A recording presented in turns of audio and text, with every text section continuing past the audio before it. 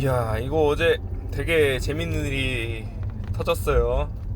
대통령이 집을 매각했는데 사금융 17억 7천을 대출해줬다.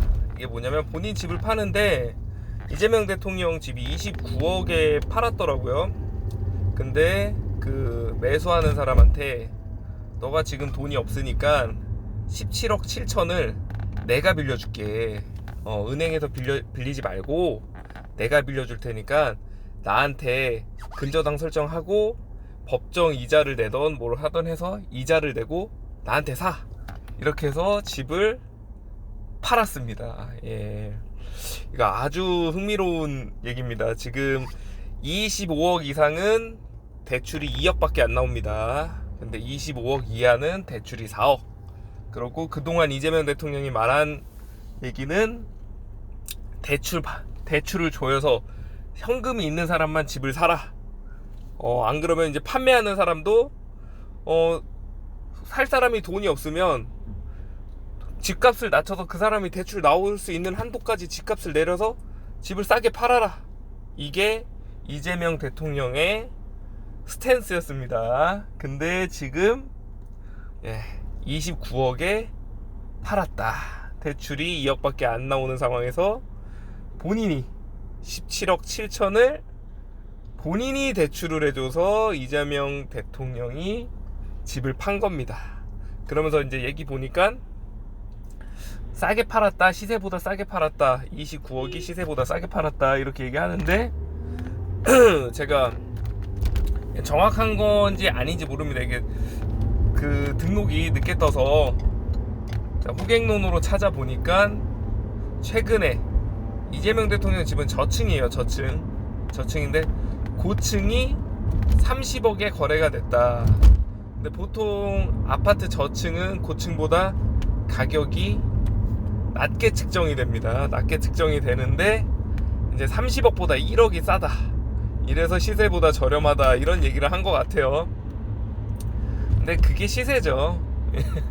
그러니까 시세대로 팔려고 17억 7천을 근저당을 해줬다 이건데, 이게 제가 이제 제 나이 정도 되면은 이제 부동산에 관심이 좀 생깁니다. 이게 생기는데 저도 처음 보는 방식.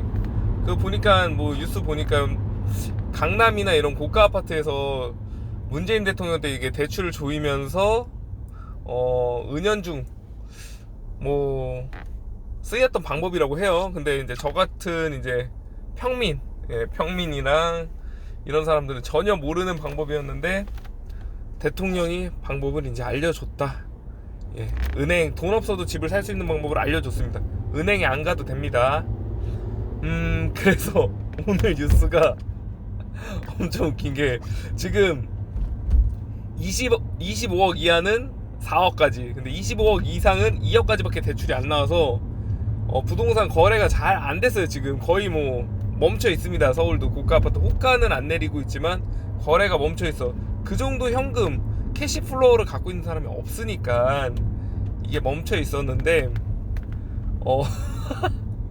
지금 매매 그 올린 거기에 집주인 6억 대출, 집주인 11억 대출, 이게 지금 이제 올라왔습니다. 우리 이재명 대통령께서 서울 부동산, 아니 이제 나라 지금 부동산 거래가 많이 줄어서 부동산의 활기를 늘려고 이런 방법도 있다 이렇게 제시를 해준 게 아닌가 싶습니다. 이게 무서운 게 뭐냐면 지금 이런 방법으로 이제 거래를 하잖아요. 거래를 하면 이제 믿음이 굉장히 필요하죠. 내 등기를 그 사람한테 넘겼는데 돈은 내가 아직 못 받은 거니까 나중에 이제 경매 처리를 할 수 있고 이렇게 하는 건데, 무서운 게 돈이 없어도 이제 집을 살 수 있다.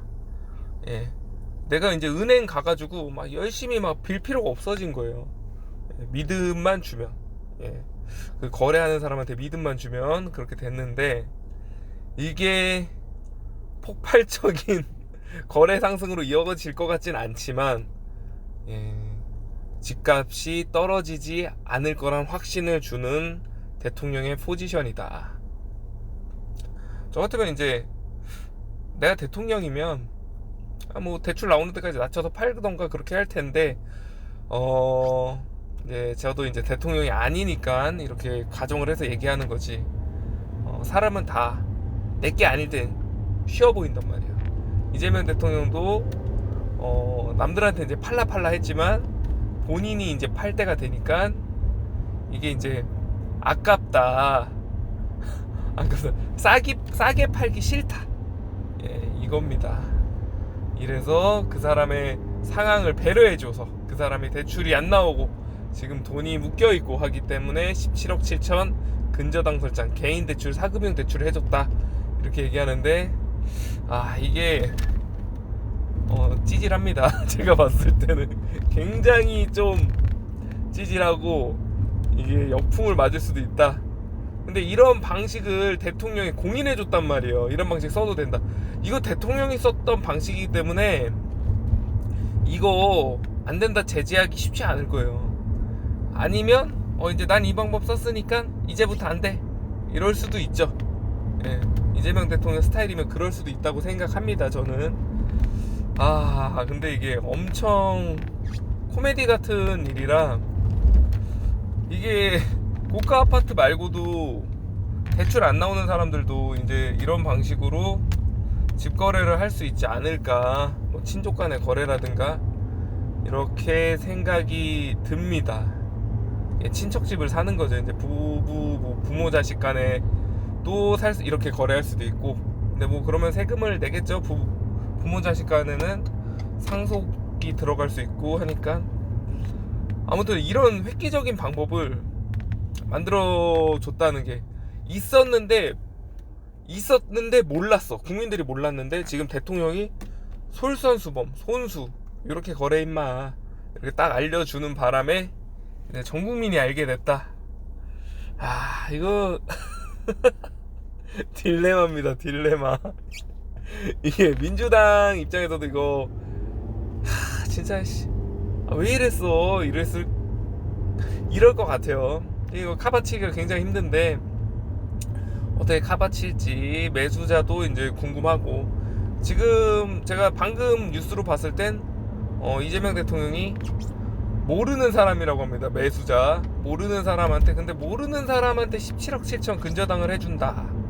이것도 굉장한 서비스죠. 과연 이게 이해관계 있는 사람인가 이해관계 없는 사람인가.